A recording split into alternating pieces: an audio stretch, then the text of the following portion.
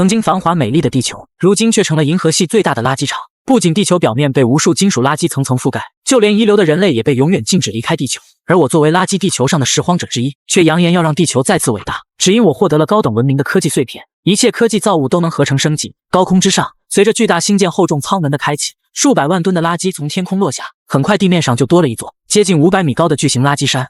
又来新东西喽！我目光闪烁，带着机器人憨仔开始攀登垃圾山。然而就在这时，巨大的轰鸣声响起，一台重型机车出现在垃圾山顶端。机车上是一个戴着黑色防毒面具的大汉，身后还跟着10几名拾荒者小弟。恶罗，我已经提前向拾荒者协会付过这堆垃圾的开发费了，虽然是从猎狗那借的钱，但既然付了钱，那么这垃圾堆就是我的。机车大汉眼神中充满着贪婪。你这小乞丐向来精明，居然敢从猎狗那借钱，这些垃圾价值应该都不会太差。你想抢？我已经猜出了对方的意思，不卑不亢道。不怕拾荒者协会制裁你？协会还有一项规定。机车大汉摇了摇头打断道，随即双目中顿时出现杀机。预定取消，再见。重型机车后侧金属盖板反转，一颗锈迹斑斑的巡航导弹升起而出，白烟四起，导弹轰然发射，定位雷达也是锈迹斑斑，但歪歪扭扭的直奔而来，热浪席卷，无数金属碎片被炸上天空，一个黑影被高高抛起，而后跌落2公里之外的一处垃圾深渊。机车男子冷笑一声，这片区域都是我们的了，别愣着，踏马的开始干活。垃圾深渊中，我深吸了一口气，猛地从昏迷中苏醒，却见到憨仔那锈迹斑斑的脑袋护在自己的胸前，他的机械手臂也在紧紧地抱着自己。推开憨仔软塌塌的手臂，我起身看向憨仔的后背，瞳孔震颤。此时憨仔的半个躯干都已经被炸飞了，最致命的是，他的整个后脑被烧融，记忆晶体管已经破碎。我的眼泪决堤。爷爷去世之后，憨仔就是自己唯一的伙伴了，但现在憨仔已经彻底的死去了。检测到相似科技造物，是否进行科技合成？就在这时，耳边突然传来一道充满着科技质感的声音，我神情一震，有些木讷地看向自己的右手手背，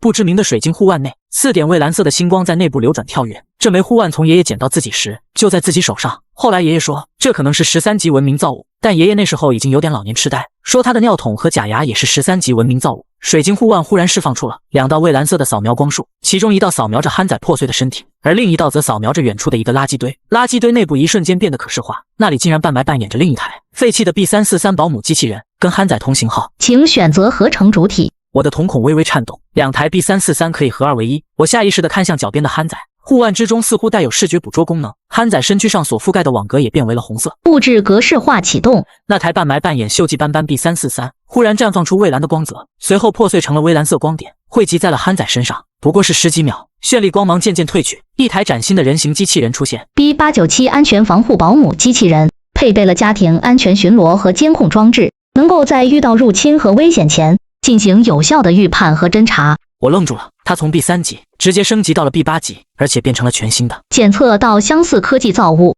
是否进行科技合成？还没等我反应过来，水晶护腕再次传出电子合成音，护腕上再次释放出2道扫描光束。不远处的一块星舰残骸下，另外2台 B343 保姆机器人被扫描成型。那里还有2台废弃的 B343。我目光闪烁，请选择合成主体，物质格式化启动。下一刻，面前出现了2台 B897，一台的原型是星舰残骸下的废弃 B343，另一台则是死去的憨仔。检测到相似科技造物，是否进行科技合成？我的喉咙有些微微的干燥，还可以继续。第2台 B897 被格式化，变成无数微小的蓝色光点，而后汇聚在了以憨仔为原型的 B897 上。换句话说，水晶护腕的基本合成逻辑是4合2、2合1，等级逐步提升。几秒后，蓝色光芒褪去，憨仔再次出现了变化，他再次高大了几分，四肢变得粗壮了不少。A24 环境适应保姆机器人，具备强大的环境适应能力，无论是在极端的气候条件下，还是在复杂的地形环境中，都能够正常工作，且身躯内安置了多种日常作业工具，可进行初级的形态变化。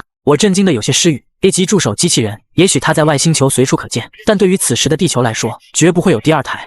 憨仔，你能听见吗？我的声音有些颤抖。尊敬的客户，你好 ，A24 环境适应保姆机器人为您服务，请完成初始设置。听着机器人毫无感情的声音，我的身子彻底僵住。机器虽然修复了，但憨仔再也回不来了。眼中浮现出一抹泪光，我伸出手臂，触摸这台24的胸膛。老子装不下去了，你个瓜娃子，不买别乱摸腮。我手上的动作却是一顿，怎么听到了一股很熟悉的味儿？一个破旧的窝棚前，满血复活的憨仔正在镜子前欣赏着自己全新的身躯，没有理会那个憨货。我摸索着下巴，凝视着手上的神秘物品，这东西堪称神奇，难道真的是爷爷所说的？它是13级文明造物？你是什么？我忽然问向自己的右手腕，本没指望他会回答。我是 STC， 基于你的认知，常见的示意为标准建造模板或标准模板构造。我缓缓起身，眯眼道：你是什么？不是最重要的。重要的是，我一定要充分发挥你的价值。开始测试，我找来了2块大小相近的石头，非科技造物，无法合成。原来不是科技类设备，是无法启动的。我思索着，随即起身进入窝棚，取来8双结构复杂的金属鞋子、探险鞋子，通过底部的液压部件实现20至80厘米的弹跳高度。这些都是曾经收集回来的垃圾，虽然科技等级比较低，但也是纯纯的科技造物。检测到相似科技造物，果不其然 ，STC 释放出了蓝色的扫描光束，请选择合成主体，物质格式化启动。其中1双鞋子被蓝光分解成原始单位，喷洒在另1双探险鞋子之上。探险护腿，机械装置延伸至膝盖，缓解膝盖压力，最大弹跳高度4.5米。我双目微睁，有了它，攀登100米垃圾山恐怕都不会超过10分钟。再次看向其他4双探险鞋子，如法炮制，将2双探险护腿合二为一，一件全新的装备出现了。喷气式涡轮动力鞋，内置18台微型喷气动力涡轮，高精准陀螺仪，倾斜趋势感应，穿戴者可飞行高度300米，最大时速0.408马赫。飞行，我整个人有些僵住，0.408马赫，差不多就是500公里每小时。在如今的地球上，天空几乎是禁区，甚至连一件破损的飞行载具都捡不到。似乎有人对这里的垃圾进行了筛选，他们的目的很简单，不允许任何拾荒者逃离地球，因为这些垃圾虫拥有最卑劣基因，绝不允许他们离开地球，污染整个人类文明。我的眼中是满满的不可思议。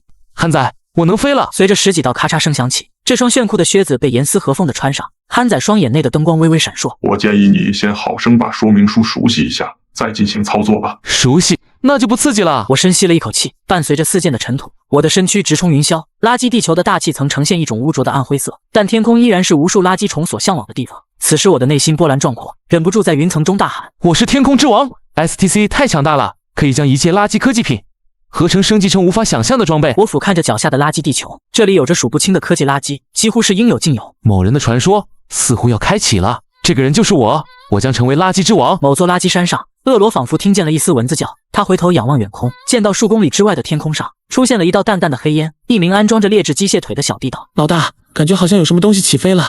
不可能，恶罗眯了眯眼，分析道：应该是什么垃圾炸了吧？废墟之中，我抬起头，着陆很完美，只是把自己唯一的窝棚砸塌了而已。接下来，我将目光放在窝棚一侧的货架上，那里摆放着上百块黑色的圆柱体，这些都是镍基高温合金，虽然需要经过复杂的提炼，但这些合金不是很值钱。149块镍基高温合金，如果直接变卖，差不多100个信用。我的眼睛闪动着，不知道这些基础材料能否合成。检测到相似科技造物，物质格式化启动。这声音在我脑中无比悦耳。合金虽然是基础材料，但也是科技造物。就在此时，我那台缠满胶带的卫星电话疯狂躁动了起来，是猎狗卢克请求连线。猎狗卢克算是混得不错的拾荒者，1年前他因为捡到高价值物品而忽然发家，于是开启了放高利贷的业务。之前为了买下垃圾堆的开发权，我孤注一掷从猎狗卢克那里借了2800个信用点，原本以为完整的开发后会轻而易举，连本带利的还给猎狗，但被恶罗那家伙抢了。猎狗卢克人如其名，吃人不吐骨头，如果还不上钱，我一定会被撕碎剁成肉末。但那是曾经了，现在我拥有了 STC 合成金属间化合物，由2种或多种金属元素组成的化合物，具有高强度、高硬度、良好的抗氧化性能等特点，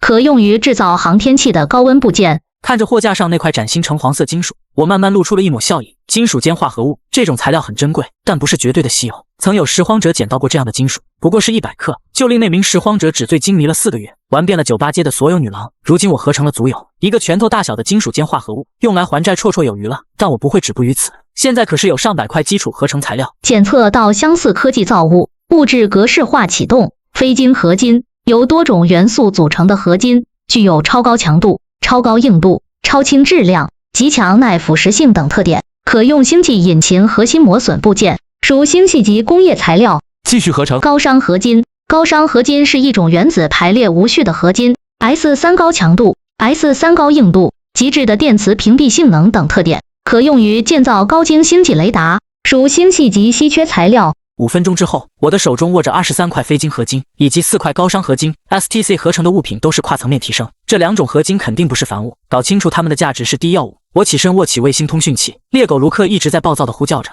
尼玛的小垃圾虫，拿了老子的钱想跑吗？利滚利，一共是4800个信用点，拿不出钱，老子把你解剖了，把你的前额叶和脊椎骨卖给那些生化朋克商人。我接到的本金不过是2800点，这才几天不到，已经变成了4800点，真是人尽皆知的黑。别急，我今天运气很好，捡到了一块金属间化合物，大概有100克。猎狗卢克的声音有些吃惊，但随即他又咬着牙道：你说有就有，这种套路老子见多了。想拖延是吗？我轻轻用手指弹动那块金属间化合物，发出清脆而持久的铮鸣声。通讯器那头的猎狗卢克忽然沉寂了5秒钟，这家伙已经活成精了。这种清脆的声音根本就不是普通金属所能释放出来的。很好，500克是吧？猎狗的声音仍旧很凶悍。4舍5入，把这块金属交给我，我们之间的账目两清了。好一个4舍5入！我摇头一笑。话说，我有捡到块白色半透明的金属，标签上写着叫什么非金合金，值钱吗？通讯器沉寂了2秒，随即传来了磁滋的轻微杂音，似乎是信号受到了干扰。只听猎狗卢克有些失望的声音传来：原来是非金，不是什么值钱的东西，卖不了多少钱。这样吧，那块非金我按市场价收了。我现在有生意，3个小时之后来酒吧找我，真他麻烦。猎狗卢克骂骂咧咧挂断了电话。我将通讯器放在桌面上，随即露出一抹笑意。猎狗在掩饰，非金合金非常值钱。刚刚通讯器里传来的滋滋声，并不是信号干扰，而是因为那头的猎狗突然死死握着了通讯器。他还装作现在很忙，将见面时间约在3小时之后。如果猎狗卢克知道这样一块让他接近疯狂的非金合金，自己手中还有22块，他会作何感想？他一定会想办法干死你个龟儿子，肚皮朝上睡，板板。憨仔伸出手臂，做着抹脖子的动作。死了。我无奈地笑了笑，眼神闪动道：先不说其他的材料，单单是一块非金就已经足够他杀人越货。憨仔，该干活了。我起身拍了拍自己那破旧的蓝色披风。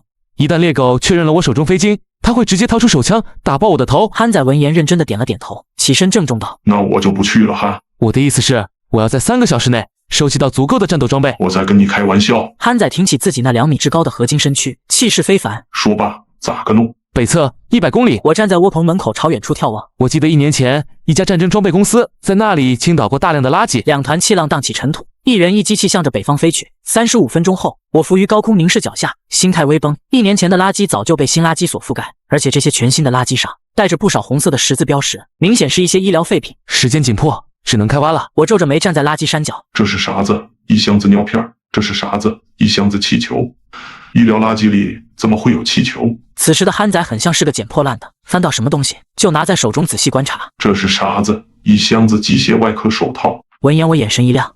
憨仔，这个留下。V12外科手术用辅助手套，内部机械关节可协助医生手指做出高精准动作，检测到相似科技造物是否合成。打散成原始单位，融合升级。V50外科手术用辅助手套11，体积更加轻便，指尖可延伸出直径 0.3 毫米金属触须，完成更精准的手术任务。我摇了摇头，这不是我要的。打散成原始单位，融合升级。S2 外科手术用辅助手套5，集成微米级电路篆刻以及微动力模块技术，指尖可释放出微型振动力场，小幅度隔空移动内脏器官，粉碎血栓、结石等人体异物。我又摇了摇头，也不是我要的。打散成原始单位，融合升级。S55外科手术用辅助手套2，集成纳米级电路篆刻以及超微动力模块技术，振动力场范围扩增至直径2米，增加液体流向可控技术。我的眼睛睁了睁，有点意思了。打散成原始单位，融合升级。001外科手术用辅助手套失败品1，怎么出了个失败品？我的眼睛大睁。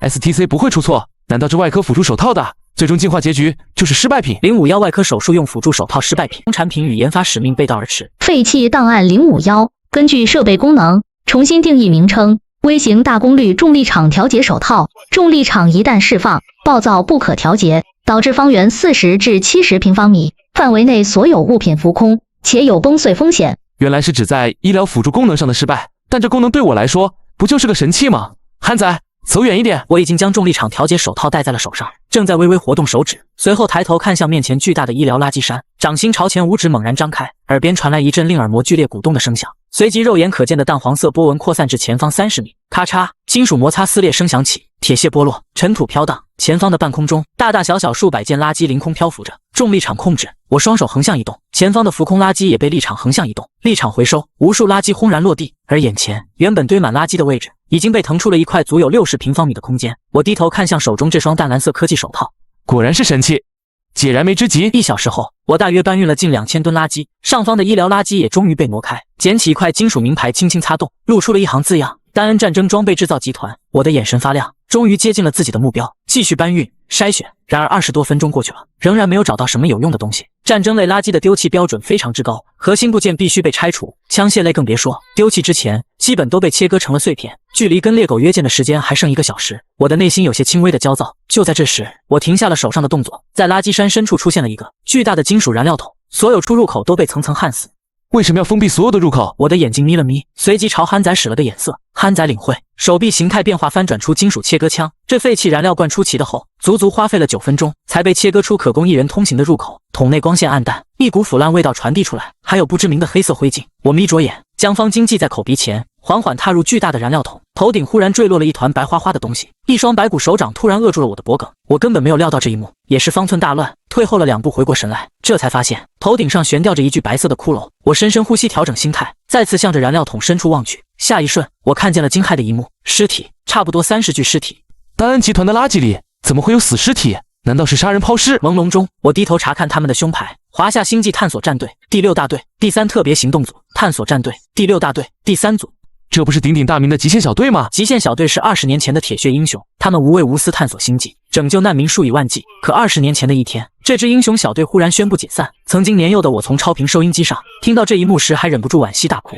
可他们的尸体为什么会出现在这里？我俯身仔细查看身边的尸骨，瞳孔微微收缩，他们的脖颈骨上都有切割痕迹，他们都被人割喉了，而后封闭在这铁罐中，当作垃圾丢弃。这其中一定藏着见不得光的真相。出于对英雄的惋惜，我一个一个地收集着他们的名牌，希望有朝一日在力所能及情况下还原他们身上的真相。当走到燃料罐深处的时候，我看到了8具较为庞大的白骨骷髅，准确的说，是他们穿着的一种较为庞大的作战服。我的身子都开始不由自主的震颤。那是极限战士8人组，他们身上所穿的 X12 极限战士外骨骼，虽然是20年前的落后产物，但在如今的垃圾地球上，拥有一套完好的 X12，基本就可以横着走了。当然，眼前的外骨骼都已经完全报废，但这对拥有 STC 的我来说不是问题。8台外骨骼可以合成3次，我期待着这些英雄装备的涅槃重生，期待着极限战士的传说在自己手中重新延续。打散成原始单位，开始合成 X55 极限战士动力外骨骼，单兵作战装备，用液压或机电等传动方式将发动机的力量传到四肢上，材质为钛铝化合物，动作输出力量4000至5800N 迭代版本。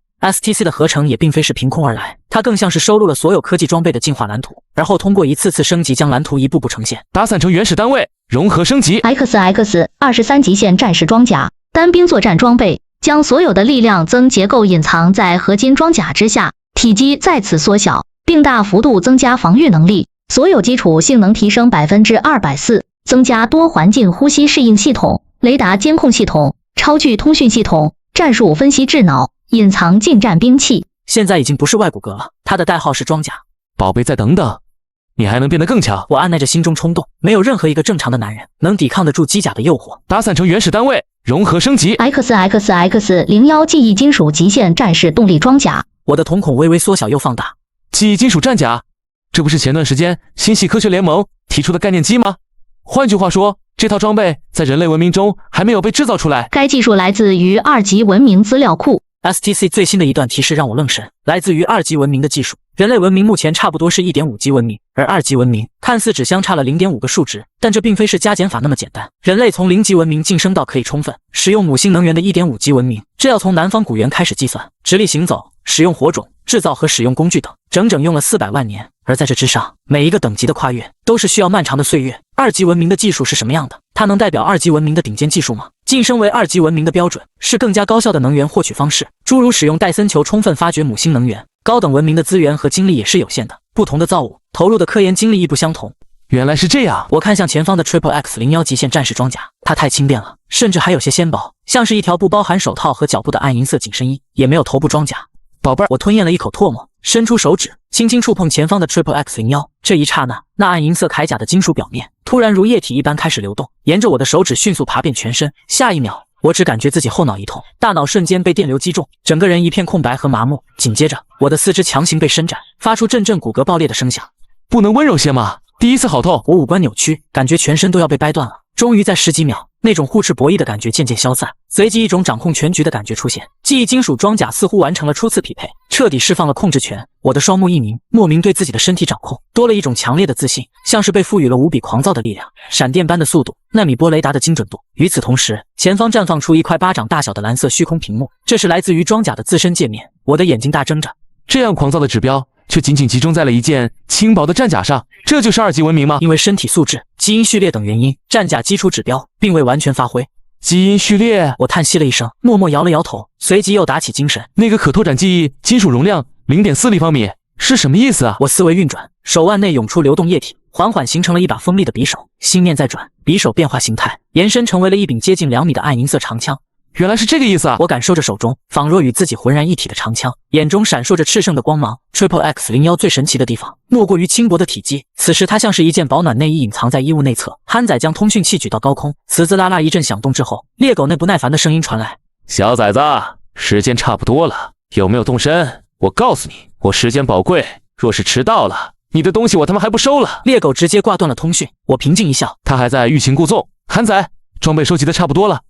我们去会会这个酒吧街第一恶霸。所谓的酒吧街，不过是位于一条垃圾山谷中，可供拾荒者们消遣的几间破房子。听说这还是旧时代中五角大楼所在地。此时，一名少年与一台披着麻布的机器人出现在街角，向着酒吧缓缓地行走着。少年突然站住脚步，看向酒吧对面的那道红裙身影，和那是酒吧街最美丽的风景。它甚至是整个垃圾地球内最美丽的风景。它很美，仿佛不属于这个世界。我鼓起勇气来到何娜身边，和那美丽的眼睛看来。他的瞳孔里有一道淡蓝色的光圈，神秘而魔幻，那是高等基因的象征。大宇宙时代开启后，人类基因修改技术也彻底崛起。通过基因的质量，人类被分为了369等。旧时代的普通人类在这个时代约等于垃圾，拾荒者都是普通基因，而何娜是天生一级。虽然仅仅略强于普通人，但她却是这颗垃圾星球上一颗璀璨而耀眼的明珠。人人都想接近我，人人都说喜欢我，但没有人尊重我的意见。何娜的声音清澈干净，她笑了笑：“你这样的贸然接近，已经对我造成了困扰，请给我留一份舒适的距离。”我抿着嘴，最后露出一抹礼貌的微笑。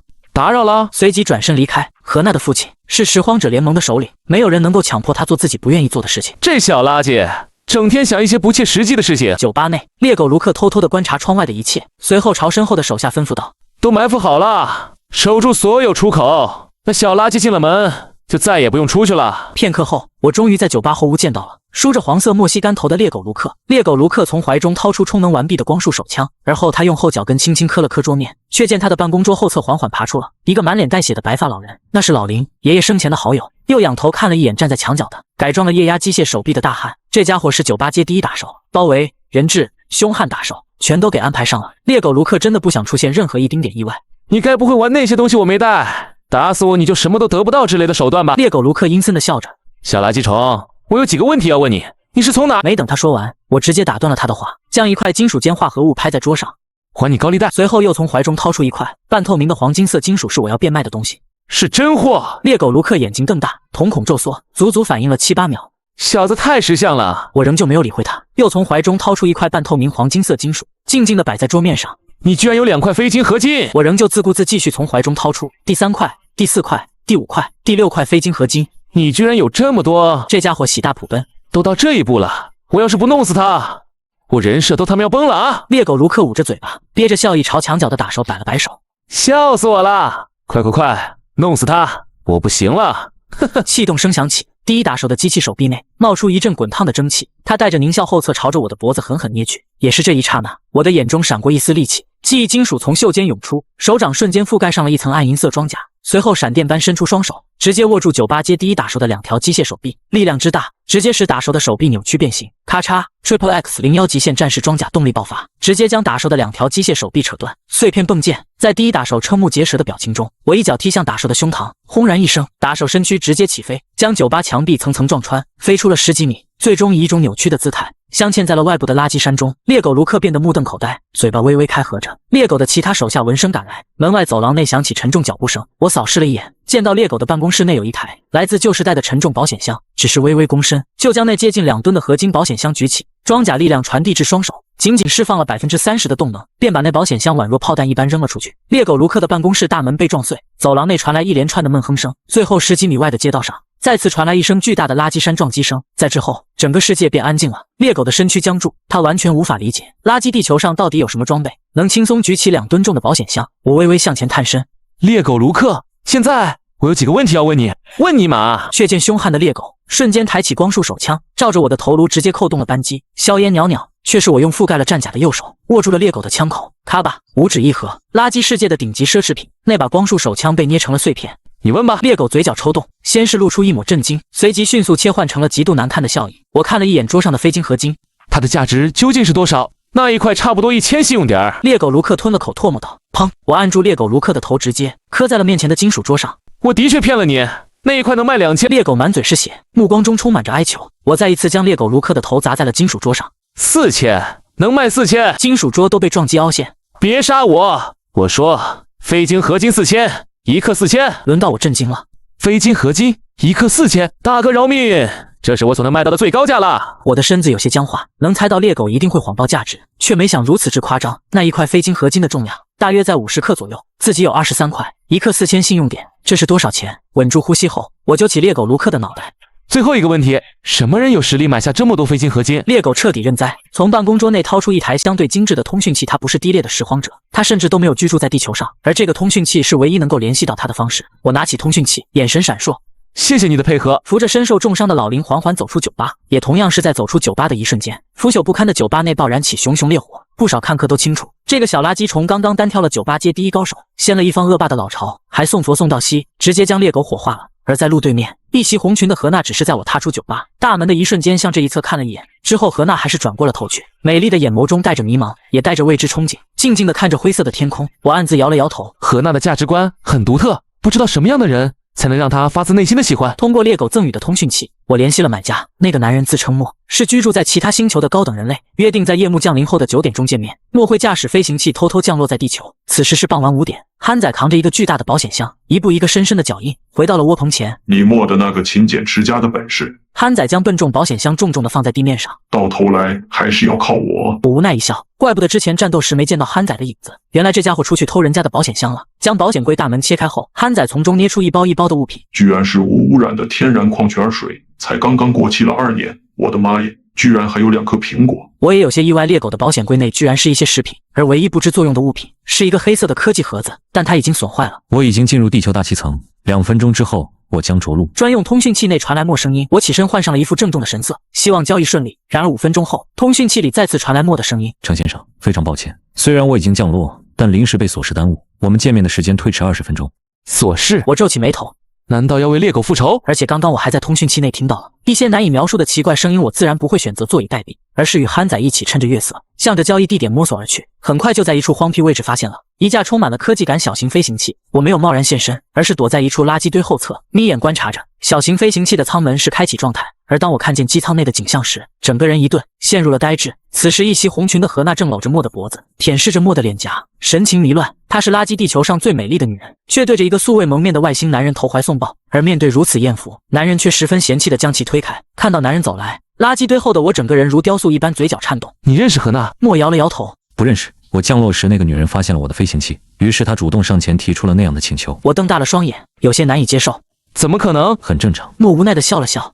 我的基因等级是 D， 他的基因是 E， 他想培育一个高等级基因后代，而后母凭子贵离开这里。我看着莫的瞳孔，他的瞳孔中有3道华丽的蓝色光圈。地级基因，我心中的感觉无法诉说。拾荒者们的基因都很劣质，也是因为如此，某些人不希望这里的劣质基因走出地球，污染整个人类文明。这里是拾荒者的牢笼，而每个拾荒者心中都有一份幻想，那就是走出地球，融入真正的人类文明。可何奈他，我有些迷茫。那朵高傲的红玫瑰，在高等基因者面前，卑贱的像是一条母狗。你是遭受到了打击吗？莫歪歪头，饶有兴致道：实话告诉你，那姑娘的姿色在高等基因的世界里非常平庸。莫安慰地拍了拍我的肩头。只要人类存在，那么阶级就会存在。你这么年轻，还有机会，不要拘泥于眼前，广阔的宇宙超乎你的想象。我的内心发生了变化。这个18岁的懵懂少年，今天上了一堂终生难忘的课。深呼一口气，我一股脑地掏出了23块飞金合金。至于更高级的高商合金，我决定暂时隐藏。相较于拾荒者来说，你确实非同凡响。莫静静地点了点头。这些合金的价值很高，你要什么？信用点还是其他什么物品？我握了握拳，寸寸地抬起头颅。我要置换基因催化药剂，最廉价、最基础的型号，能换多少就换多少，来者不拒。这样啊。莫取出一台小巧的科技天秤，一道金色扫描光束上下，扫描23块飞金合金，飞金合金纯度100%，共1186.3克，价值501.6万信用点。莫一只手端着科技天秤，认真地看着我。标准市场价，童叟无欺。我眉头动了动，一克飞金合金的价格不止4000，猎狗都被打成那个德行了，竟然还敢藏私。按照银河系联盟规定，即便是最低级的基因催化药剂，也是极为珍贵的东西，价值不菲。莫声音中充满理性。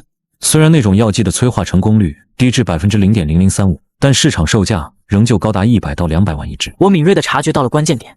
那银河联盟规定之外呢？莫笑了笑，眼中露出一抹赞许。黑市基因催化药剂80万一支，催化成功率会高0.002个百分点，但缺点是容易造成基因溶解，令服用者当场死亡。我皱了皱眉，语出惊人道：“还有更差的吗？”莫歪了歪头，本以为你抱着必死的决心去博得那不足1%的出现率，却没有想到你比我想象中的还要疯。再差的话，是只有我莫才能弄到的东西了。莫仰了仰头，黑市基因催化药剂失败品，30万一支，0.8%的存活率。我的眼中闪动着莫无法理解的光芒。就它啦！一直云淡风轻的莫都有些僵住，他静静地看了我许久，又释然地点了点头。我需要先带走你的合金，信得过我吗？听说高等基因者可不仅仅是身体优化那么简单。我注视着莫，他们的认知、思想境界还有道德都会随着基因序列的提升而提升。有的人是那样，但不是全部。莫点了点头。但跟我交易，你大可放心。说罢，莫将非金合金收入随身携带的黑色皮箱，转身便走。但走了几步，他站住身子，回头道：“鉴于你对我的信任，我也给你一件赠品。”我接过他递来的东西，发现这是一张纸质名片。霍林中，妙子研究院首席教授。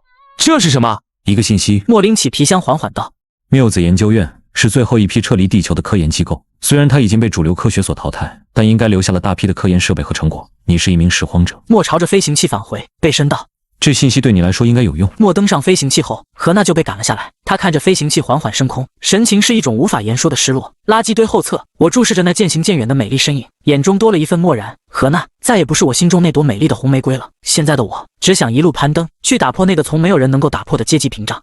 谬子研究院，谬子是什么？是某种未知粒子吗？窝棚前，我借助篝火的光芒凝视着手中的名片。这名片恐怕已经有上百年历史了。我翻动名片，看向背面，背面空空荡荡，只有一个图案。我的瞳孔忽然缩了缩，立刻起身，从窝棚内取出一个黑色的盒子。这是从猎狗保险箱内获得的物品。盒子与名片对比，图案一模一样。这盒子曾经是谬子研究中心的物品。我立刻行动，开始拆解眼前的科技盒子。10分钟之后，我已经将科技盒子完全拆解。它是一台信号追踪器，而定位目标很大概率是妙子研究中心。但定位盒子内足足被烧毁了4种芯片，这种芯片技术老旧，放眼整个地球垃圾场也是不好寻找。哗啦，窝棚外传来刺耳的拖动声音，像是某种金属在摩擦着地面。我掀开扇布，看向门外，一个大概5、6岁的小女孩站在门外。女孩拖着一个装着科技垃圾的破旧浴缸，在后面还有一只机械小狗用脑门使劲地顶着浴缸。我听说你被恶魔的导弹炸了，我就是来看看你死了没有。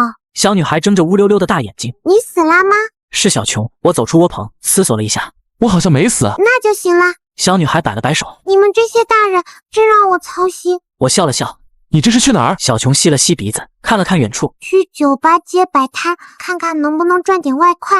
你是知道的，妈妈为了几个钱拼命的工作，一点也不爱惜身体。我凝视着小琼。1年前，小琼爸爸为了获得更多价值品向深处挖掘，结果隧道坍塌，小琼爸爸永远的留在了里边。而小琼妈妈为了抚养小琼，迫不得已去酒吧街出卖身体。小琼根本不明白妈妈的工作是什么。自从爸爸去世后，她觉得自己应该顶起半边天。她总会把那几句显得老成的话挂在嘴边。我看了一眼破旧浴缸。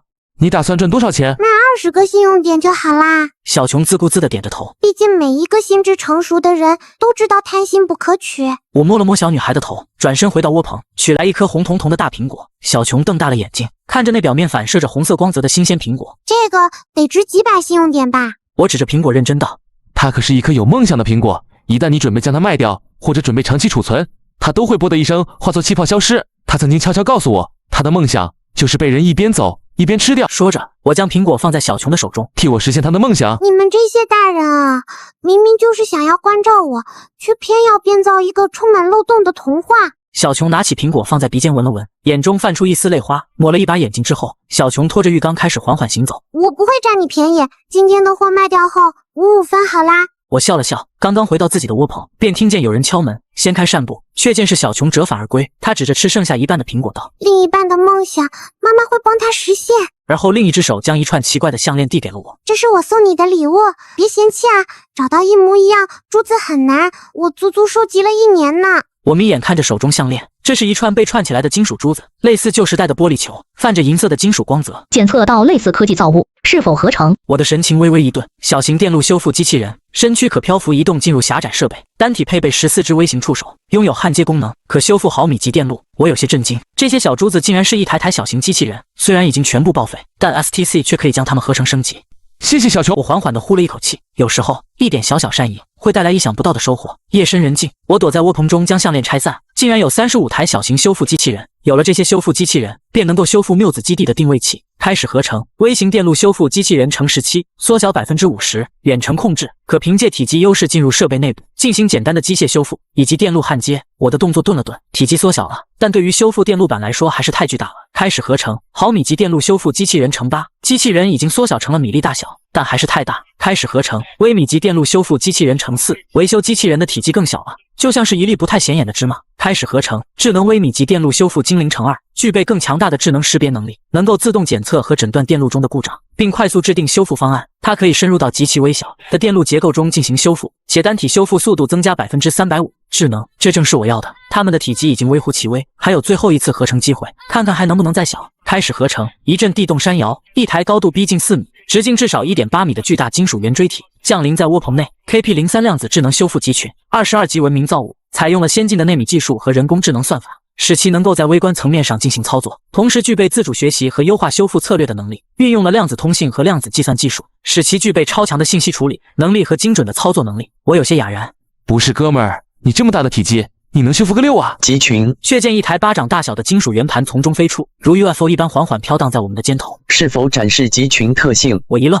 展示吧。却见那金属圆锥忽然如一个被惊扰的蜂巢，一瞬间飞出密密麻麻数以万计的修复机器人。我这才反应过来，那巨大锥体是一个集散中心，耳边的小 UFO 则是一个移动控制终端。这完全就是一个纳米级的智能修复工厂。STC 果然从不让人失望，22级文明造物也强悍如斯。我深吸了一口气，目光转动，看向缪子研究中心定位盒子，顿时数万微型修复机器人钻入纳米盒子内部，开始修复一个又一个零件。整个过程舒爽而解压。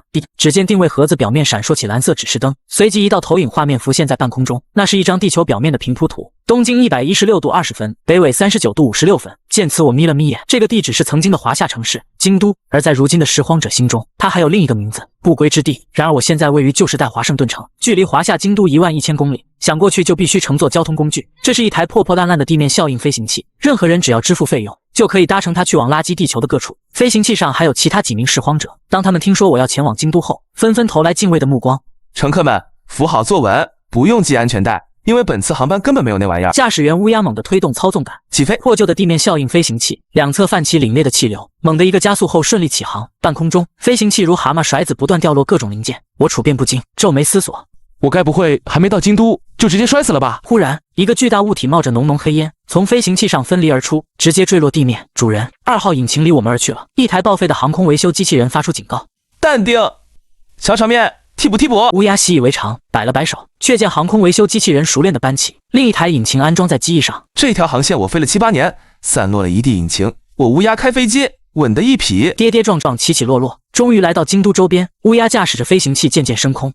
兄弟，如果你还能返程的话，免费。我挥手告别乌鸦，转身看向前方的景象，一眼望不到头的垃圾，四周漂浮着一种淡绿的烟雾，脚下的喷气涡轮鞋子启动，2道人影直冲云霄，然后直奔京都腹地。与此同时，四周的垃圾堆内忽然爬出一只巨大的老鼠，它们瞪着一双红彤彤眼睛，盯着远空的2道人影。一只杀人鼠张开狰狞可怖的嘴巴，朝着北方发出了某种怪异扭曲的声音，这是一种预警。而回应它的，则是数以千万计的庞大族群。这些变异老鼠的领地性极强，一旦发现入侵者，甚至不惜调动整个族群将对方撕成碎片。这就是京都地区被人们称作不归之地的原因。100米高空上，我观察着脚下的状况，地面涌现出密密麻麻的红色光点，那是无数的杀人鼠，它们躲入了垃圾堆之中。一旦降落在他们的领地，它们就会从任何一个的地方冲出，直接撕碎入侵者。看了一眼经纬度，妙子研究中心的最终位置就在前方200米，那里耸立着一个巨大的星舰残骸。我与憨仔刚刚落地，一股夹杂着血腥的恶臭味扑面而来，一只足有 1.5 米长的凶猛变异杀人鼠从一侧的垃圾堆中猛然窜出。极限战士装甲早在半秒前就发出了预警，我在刹那之间伸手捏住了变异老鼠的脖子，咔嚓一声将其撕成了2半。再次回头看向四周的垃圾堆，清晰地看到至少10几只杀人鼠的身躯缩了缩，它们毕竟是生物，拥有本能的畏惧反应。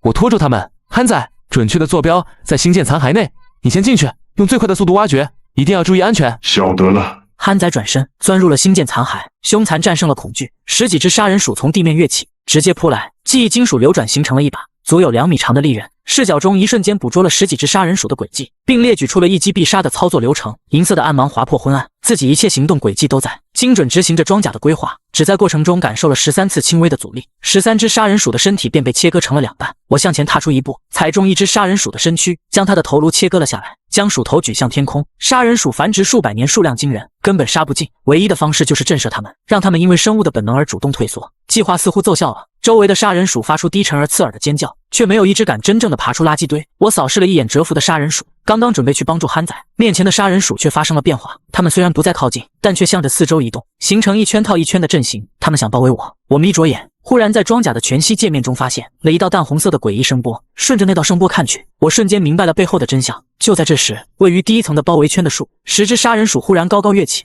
我眉头一皱，伸出右手，五指张开，重力场控制手套启动。那些杀人鼠发出惊恐的尖叫，它们的身躯在空中疯狂地扭动，但却无法落入地面。与此同时，我伸出左手，指向远处的小型垃圾堆，垃圾扑簌簌地震动。一只通身白毛、体积小上许多的老鼠被我从垃圾堆里揪了出来。这种白毛杀人鼠正是鼠群中的军师，它们可以释放出某种人耳听不到的低频音波，并通过这种音波指挥其他灰毛杀人鼠。前方空气发生震颤，我不断地加大着重力场手套的功率，却见白毛老鼠的瞳孔里忽然浮现了拟人化的眼神，那是一种惊恐和极度意外的神情。那只白毛老鼠的血肉忽然炸裂开来，这一瞬，其他的灰毛老鼠被突如其来的一幕震慑，发出滋滋怪叫。我再次转动左手，从不远处的垃圾堆之下又揪出3只白毛老鼠。这些白毛老鼠惊恐得更加清晰，它们完全不明白这个生物为什么能够锁定自己，又为什么能隔空控制自己的身躯。血雾漫天，3只白毛鼠都被重力场炸成了肉泥。现在灰毛杀人鼠们不仅身躯僵硬，甚至还出现了颤抖，它们再也不敢移动分毫。擒贼先擒王，秒杀军师震慑普通杀人鼠。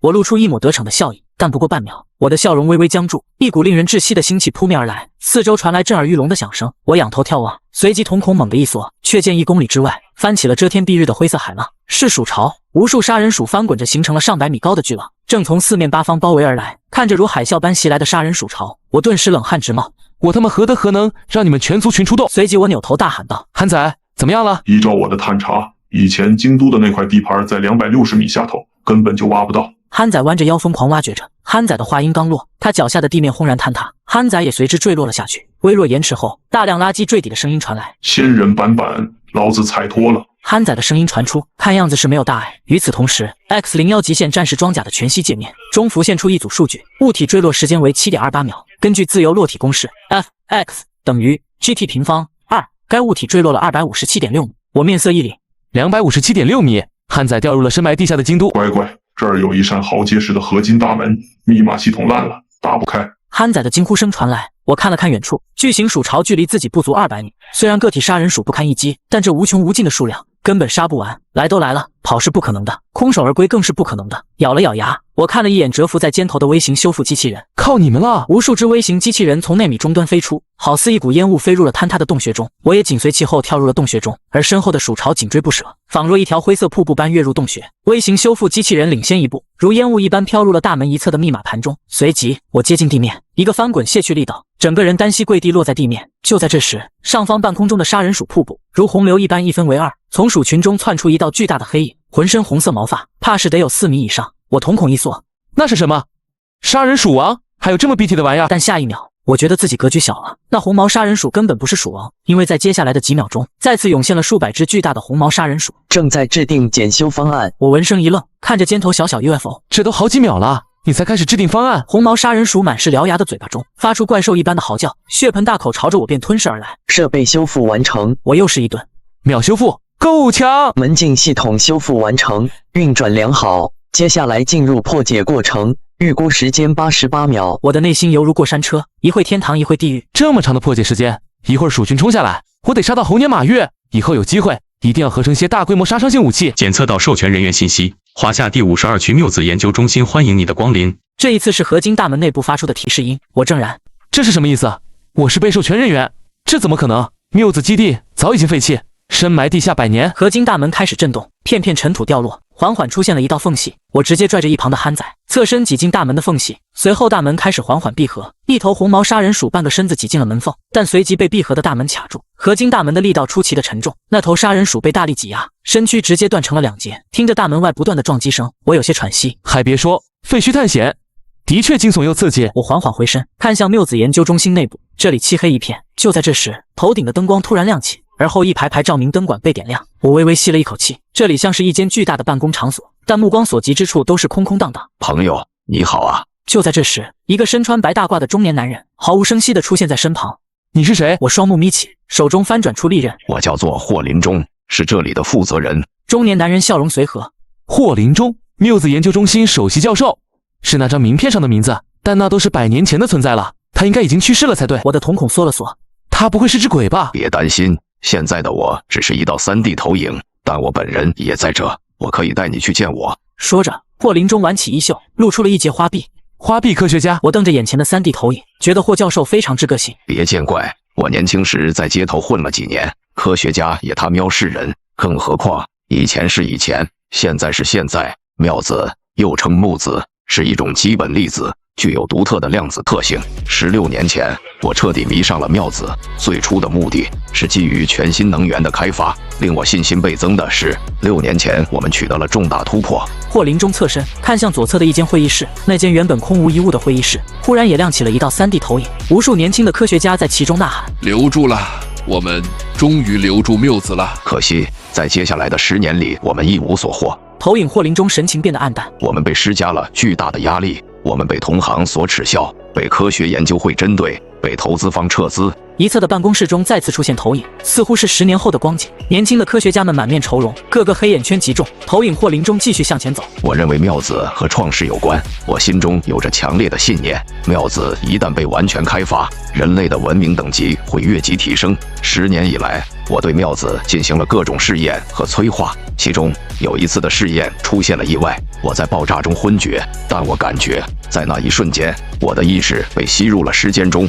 我仿佛穿过了930亿光年的宇宙，来到了最初的起点。我看见了一组数字24，我不知道那是什么，也不知道24意味着什么，但当时我心中的那种震撼，让我开发妙子科技的决心变得无比坚定。在之后，我看见了你。说着，霍林中缓缓回身，我看见你找到了深埋地下的妙子研究中心，我知道你来自未来。我只感觉脚底冒起一团凉气，双目微微瞪大。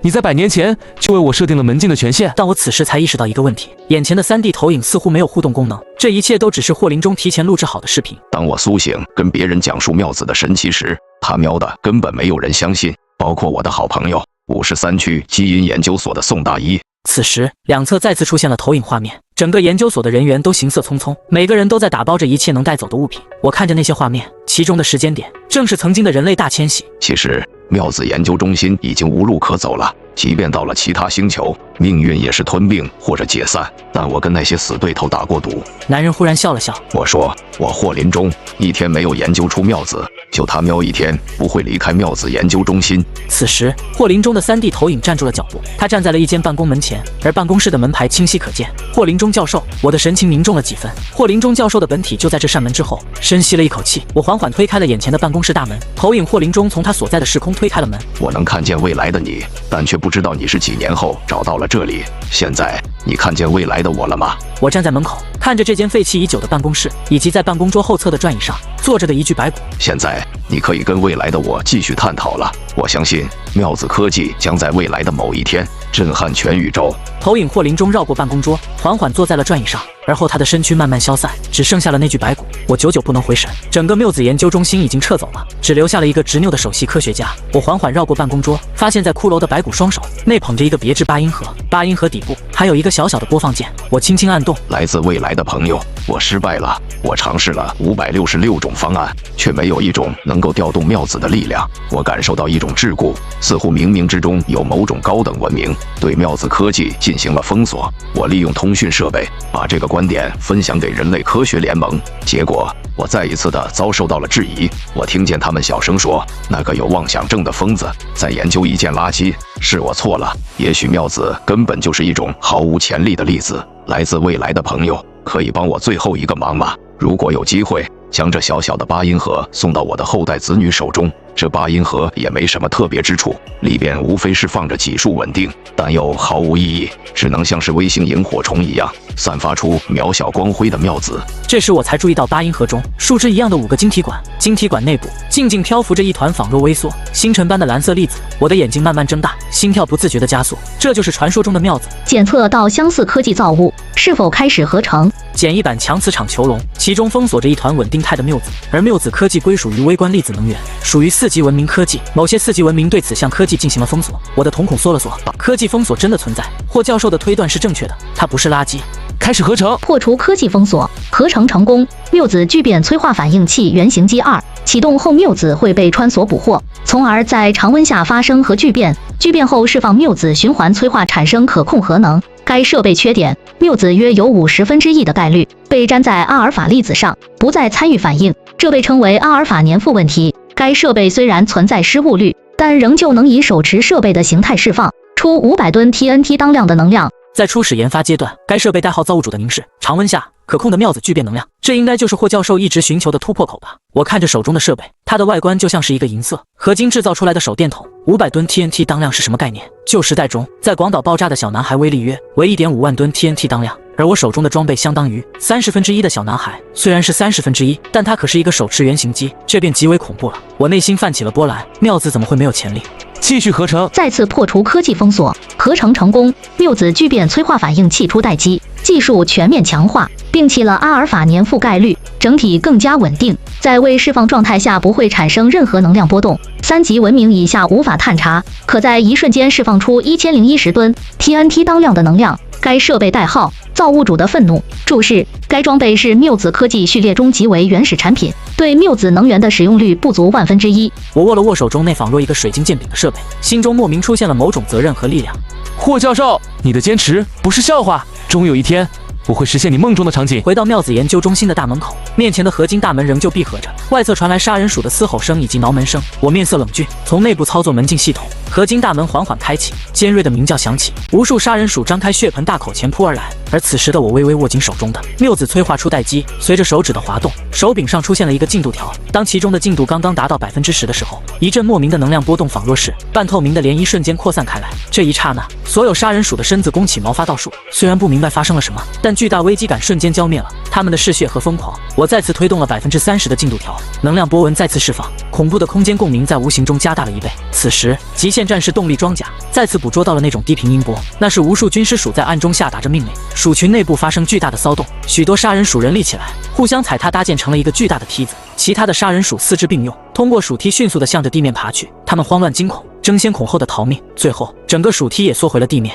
看着空荡荡的四周，我低笑了一声，手指向后滑动，缪子催化初代机的光芒缓缓熄灭。杀人鼠军师的决策是正确的，不逃就是灭族。涡轮喷气动力鞋发动，我与憨仔的身躯缓缓升向高空。不出意外的，地面上也见不到半只杀人鼠。我这小兄弟属实牛逼，今天免费坐飞机。乌鸦一边在驾驶着地面效应飞行器，一边偷偷地观察我。这个小兄弟深入京都腹地，在那里整整逗留了40分钟，但全身而退了。牛人，小兄弟，以后有什么用得到我的地方，尽管开口。乌鸦回身笑道：“本人稳得一匹。”回到了自己生活的 B24区，我远远便看见一艘巨大的运输星舰浮于半空，正在倾倒上万吨的科技垃圾。我眯着眼看着天空，突然想起1天前恶罗在着手下抢我的资源并痛下杀手的事情。憨仔，这仇都隔夜了。我的眼中闪过一抹寒光，向着那座垃圾山缓缓行走而去。无数科技垃圾从天空中降落，不少拾荒者冒着被大型垃圾砸成肉泥的风险，一头冲上了垃圾山。一名30岁左右的拾荒者眼睛一亮，发现了一块完整的 JI34 纳米芯片，这东西可以卖到110个信用点。他见到四下无人，悄悄将这芯片放在口中，藏到了牙齿的一侧。他们被恶罗胁迫，捡到的价值物品只能上交。突如其来的穿透声响起，这名拾荒者惊恐地低头，见到一条尖锐的机械触手穿透了自己的胸膛。身躯高大的恶罗来到这名拾荒者身前，脸上浮现出一抹无奈和冷漠。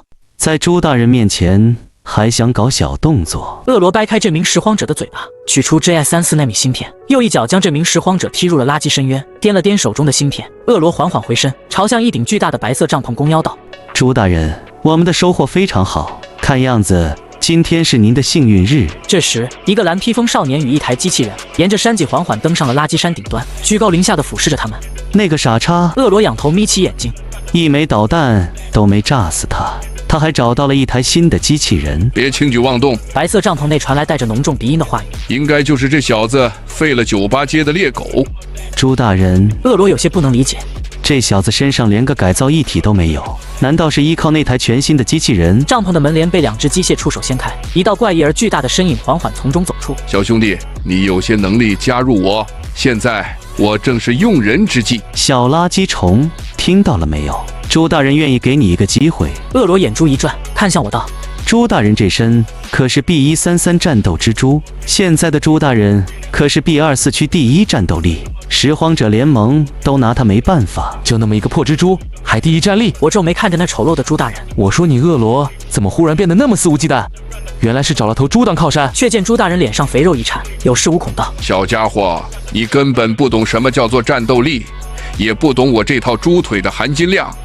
看在你有点本事的份上，我给你最后一次机会，以后你找到的珍贵垃圾全部上交给我，我会分你1成佣金。”说着，巨型胖子的一根机械触手蜿蜒伸展，夺过恶罗手中的那块 JS34纳米芯片，随即打开腰间的包裹，将芯片放了进去。我的目光一凝，因为我从朱大人的包裹内看见了一只机械小狗的头颅，那是小琼的机械狗。我的瞳孔猛地缩了缩。机械狗哪里来的？我说是一个仰慕者送给我的，你信吗？朱大人露出一抹嘲笑。小子，想要什么就得抢，这才是垃圾地球的生存之道。恶罗也随即轻蔑一笑，嘀咕道：“可惜了，那女人活很好的，我以前经常光顾。糟子，幸好还有那个小丫头，再等她几年也可以了。”此时，我听到背后传来轻微的响动，缓缓回身，却见小琼也爬到了垃圾山顶端，她头发凌乱，双目通红。他们杀了妈妈！看着小琼那柔弱无助的身影，一抹怒意在我心中渐渐蒸腾。我转过身子直视朱大人，缪子催化初代机被我握得咯吱作响。与此同时，我拇指一寸寸滑动进度条，那水晶一般的设备中也渐渐释放出了蓝色的光芒，越来越强烈。干什么？还想跟我动武？给脸不要脸！朱大人的笑意终于消失了。你真的以为你捡来的那些垃圾武器能伤到我？蠢货！这一幕似乎顺了恶罗的心意，他狞笑：“朱大人，我早就看这小子不顺眼，招募他做什么？弄死就对了。”去死！巨型胖子眼中杀意乍现，10只机械触手猛然抬起，锋利的尖端跨过10几米的距离，从四面八方刺向我的身躯。我心中的怒火也在这一瞬间爆裂。一刹那，缪子催化初代机的能量进度条被推到了100%，那如剑柄一般的设备中瞬间释放出一条刺目的蓝色光芒，检测到巨大能量波动，机主有一定概率受到反震伤害。刹那间，极限战士动力装甲将我的手臂覆盖，缪子催化初代机瞬间释放出一道冲天的蓝色光束，如一把擎天巨剑划破暗淡苍穹。手上的反震力道如山岳一般厚重，但心中的怒火凌驾一切。怒吼声中，我将手中武器高高举起，手中的蓝色光束被甩成了一个巨大的弧形，就像是一把镰刀劈开大气层斩向地面。朱大人清晰地看见自己释放的机械触手瞬间变得赤红，而后如烧蜡一般开始融化，紧接着宛若恒星降临于地表，巨大的光华爆发，所有人的眼前都出现了短暂的空白。当炽盛的光芒熄灭，朱大人和恶罗已经气化消失，只留下一条长度数公里的巨大沟壑。小琼站在我的后侧，被眼前的一幕震惊，她睁大了眼睛，泪水凝聚在眼眶，有些呆滞。背后突然传来轻微的响动，见到四周的垃圾山坡上还颤颤巍巍地站着10几名恶罗的小弟。给你们个机会，为我做事。我的声音有些低沉，刚刚那一击并没有赶尽杀绝，而是给这些人留了一丝机会。10几名小弟先是一愣，而后如获大赦。七哥，从今以后你就是我们的老大，你让我们往东，我们绝不敢往西。我仰了仰头。从今以后，你们收购到的垃圾，我可以按照原价值的3成为你发放报酬。3成？您说的是真的？这些拾荒者小弟的眼中亮起了光。七哥说的是收购，没错。我要创建一个全新的业务，面向所有拾荒者收购垃圾，一切型号相同的科技类造物，数量越多，单价越高。太阳落山，我回到了自己的窝棚。窝棚里侧，小琼蜷缩着身躯，盖着一件破旧的红色毛毯，沉沉的睡着。截至目前，莫已经离去了24个小时，应该快有结果了。我的目光闪动，希望不要出现什么意外。程启，这是你家？忽然传来动听悦耳的声音，见到一袭红裙的何娜来到了自己的窝棚前。你可曾见到有高等基因者降临吗？何娜露出了一抹笑意，但整个人的气质还是有些遥远和高冷。我的脑海中瞬间浮现出那个夜晚中如母狗一般的何娜，眼中没有了曾经那种欣赏的目光。这里没有高等基因者。何娜歪了歪头，微笑道：“如果你见到他，可以在第一时间通知我吗？我有许多课题想跟高等基因者探讨。”我平静地点了点头，目送着何娜转身离开。比任何人都清楚何娜口中的课题究竟是什么内容。夜深人静，那台专门用来与莫联系的通讯器内突然传来了响声，准备收获。我的眼神猛地一亮，立刻来到窝棚之外，抬头仰视昏暗的星空，却只看到几个极其微弱的光点，不是飞行器。半分钟后，4个鞋盒大小的黑色箱子降落在我的面前，这是某种小型运输箱，形式类似快递。确定了我的身份后，箱子缓缓打开，露出其中一只装着黑色药剂的玻璃试管。专用通讯器内传来莫的声音：“黑市基因催化药剂失败品，你的价格只能购买16.6只。鉴于首次合作，我帮你凑齐了17只。”随着 STC 光芒扫过，药剂信息浮现在我的眼前，包含大量杂质的基因药剂，源自落后的 CRISPR-Cas9 技术，通过 RNA 引导 Ca9 蛋白进行特定 DNA 序列进行切割，基本等同于 DNA 破坏药剂致死级别的副作用。基因优化成功率不足0.0035%，我感觉自己的心脏在轰轰然的跳动。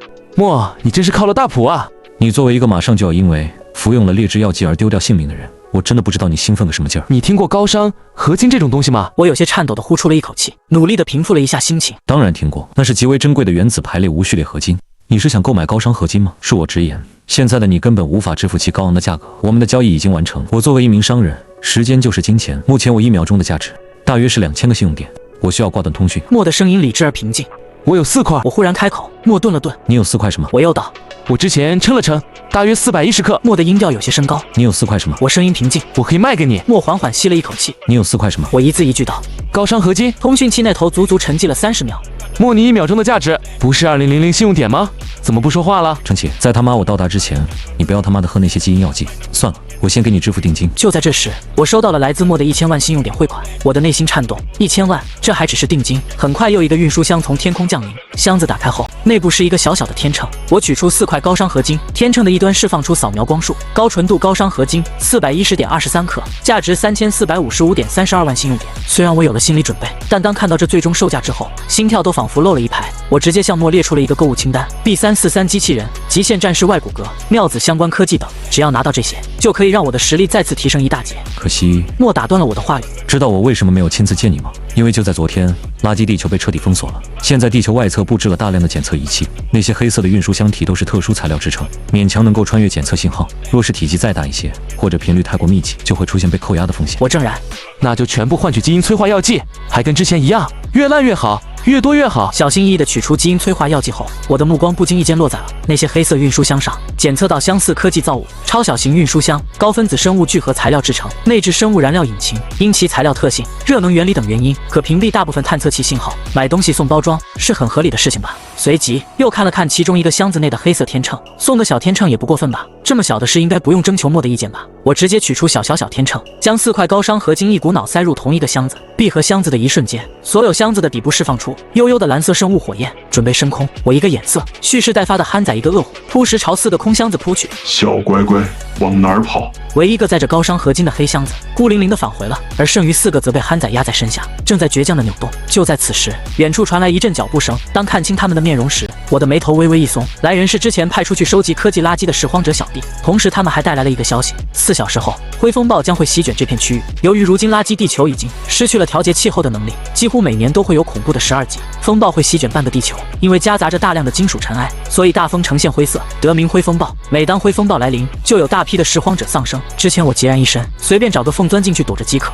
但现在家大业大，就必须找个安全的地方放置家当了。不管躲避灰风暴还是辐射和毒气，最适合的地方就是地下。我看向拾荒者小弟送来的那一堆科技垃圾，很快找到了需要的东西：小型地质探测器，钻头由钛合金打造，240匹马力，安装多种传感器，可钻入地下30至50米，续航时间45分钟，以损坏地下钻探的能力，拓展地下空间，正合我意。开始合成，打散成原始物质。目标模型更新中，智能鼹鼠地质探测器 X4。虽然叫做鼹鼠，但这设备整个大了一圈。开始合成，大型工程级地下开采车 X2。这一次出现在面前的已经是一台卡车大小的设备，我眼神闪烁，越来越接近想要的东西了。开始合成，代号地龙地下拓展物。该设备是一台可拓展载具，在其优秀的钻探能力之下，其本身可拓展成一间120平方米的地下施工指挥中心。在星际探矿小队中，它被称之为地龙王。就它啦！我立即用远程控制面板设定了工程任务，在地下100米处开凿出一个200平米的可拓展空间。按照我的需求，预估钻探时间大约需要40分钟，而灰风暴会在3小时50分钟后到达，时间是绰绰有余的。等待期间，我又看向其他科技垃圾，很快又找到了4块废弃的辅助芯片。开始合成，马尔兹电子助手 X2。设计初衷仍旧是优化一系列电子控制产品，并且改为无线电磁场接入，摒弃落后的物理连接方式，但缺点仍旧尤为明显，适配率极低。我歪了歪头 ，STC 释放出蓝色的扫描光束，继续合成。诺兰马尔兹版本超导电子助手。在遥远的孪生地球上，电子助手技术得到了突破，超导金属的加入让这件设备不再是鸡肋，它的外部形态可发生行为变化，贴附于其他电子设备之上，并通过超导金属实现无障碍信号交互。该技术来自19级科技文明。我看着新装备的名字有些愣神。莫兰马尔兹是谁？马尔兹博士的后代吗？孪生地球有是什么？它是莫兰星系的马尔兹。宇宙浩大，100万光年之外也存在孪生太阳系、孪生地球、孪生马尔兹，同样的地理环境造就同样的因果事件。你可以把这些理解为同维度平行宇宙。还有这样的设定？我有些吃惊。也就是说，马尔兹没有实现的科技被平行马尔兹实现了。这小小 STC 真够强大的，本宇宙实现不了的科技，竟然平行宇宙来凑。就在这时，地龙王突然传来了不妙的数据反馈。什么情况？钻探时间怎么变成7个小时了？仔细查看数据之后，我才得知地龙王在36米处遇到了巨大的金属垃圾沉积层，而且因为常年的挤压，这里的金属密度很高。7个小时，这不完蛋了吗？忽然，我不经意间扫到了腰间的缪子催化初代机，顿时脑中灵光一闪，随即又取出了莫兰马尔兹版本超导电子助手，抱着试一试的心理，将2件设备缓缓贴合。那黑色的犹如塑料材质的芯片，完美的贴合在了缪子初代机的机身上，仿若剑柄上多了一层黑色的皮质。一个小巧的红色界面被投射了出来，缪子裂变反应装置，剩余能量70%，性能优化中。原有方案一瞬间释放缪子裂变能量，造成约7公里范围的直线灼烧，产生巨大破坏力。优化方案控制缪子能量释放方式，投射出一道纤细的能量光束，并将能量积攒在光束尖端。在光束穿透到特定位置时，控制能量产生超高温，造成直径5000平米的球形灼烧。我的眼睛越睁越大。这优化后的缪子催化机不是正好可以用来挖掘地堡？地龙王返航。5分钟之后，我站在地龙王留下的钻探洞口前，将缪子催化反应器的功率开到了50%。通过超导电子助手选择第2种能量释放方案，缪子催化初代机释放出了一道发丝一般的蓝色光束，直接没入了幽暗的钻洞中。转瞬即逝，下一秒，一阵巨大的白色蒸汽带着恐怖的热浪从钻洞口中喷发而出，刹那之间，极限战士装甲应急策略启动，控制我的身躯向一侧跳跃。等到蒸汽消失，一条斜斜向下的光滑通道出现在我的眼前，洞口内散发着阵阵热浪。憨仔扛来2块半米厚的新建钢板，在洞口处制作了一道巨大的滑轨门，又找来许多伪装垃圾焊在大门上。在地龙王确认内部安全后，我紧跟着憨仔步入其中。浅层的地表充斥着大量的沙土和金属，在融合冷却后变成了一条绚丽的玻璃长廊。当我走到大概地下1000米时，眼前豁然开朗，这是一个直径大约2000米的球形空间。而提前进来探路的地龙王地下拓展物已经在中央展开，变成了一幢大约120平米的金属房屋，并且不断地制造着氧气，调节着内部温度。顶端还飘着一只悬浮照明灯，仿佛是小宇宙内的第一颗恒星。我如获至宝地点了点头。果然是地下生存的神兵利器。还有不到2个小时，灰风暴就要来了。下一步就要开始搬家了。回到地面，我看着自己的七零八落的家当，不管是搬家还是以后的运输，最好能有一个便捷的搬运工具。于是我的目光落在了莫赠送的那4个生物材质运输箱上，检测到相同科技造物，开始合成。生物质材料运输集装箱 X2， 内置容积33立方米，自带生物质引擎，可自主航行，最大航行距离450公里，内置微生物抑制系统、分子活性降低系统。若用来运输生鲜物品，可将其锁鲜期延长150至230倍，是偏向于食物运输的功能。但还不够，继续合成。K443 集成性运输平台，外观可进行机械变形，体积可变，内置容积10至210立方米，自带生物质引擎，可自主航行，最大航行距离2050公里，生鲜锁鲜期延长230至500倍，内置机械起重臂、搬运手臂，外观配有视觉反射系统，可实现视觉层面隐形。绰号钢铁老妈，可以改变体积自动装卸，还有隐形功能。这简直就是运输神器。不过绰号钢铁老妈是什么意思？完成指令设置后，眼前的巨大黑色集装箱舱门缓缓开启，精密的机械手臂翻转而出，开始一件件整理我的家当。30分钟后，一切准备就绪，我坐在地下庇护所中。时间差不多了，灰风暴应该到了。地面上一道漆黑的墙壁贯穿于大地和天空，带着强大的压迫感，以惊人的速度向着 B43区移动。轰隆隆，灰风暴中竟然还夹杂着强烈的闪电，仿佛天降神罚，燃起一片片赤红的火焰。不远处，一台数百吨的星舰残骸被狂风卷上天空，露出了地表之下的一个洞穴。几名躲藏在其中的拾荒者顿时面色惊恐，不等他们做出反应，身躯瞬间被卷上天空，被闪电劈中，转瞬化作了飞灰。而在地下庇护所内，却是一片安静祥和。小琼在憨仔的臂弯中甜甜的睡着。我坐在拓展房屋前，端着热茶，看着地面上整齐排列的17只黑市基因药剂失败品。喝了这杯茶，我就要开始自己的逆袭之路，从此摆脱基因者的鄙视链了。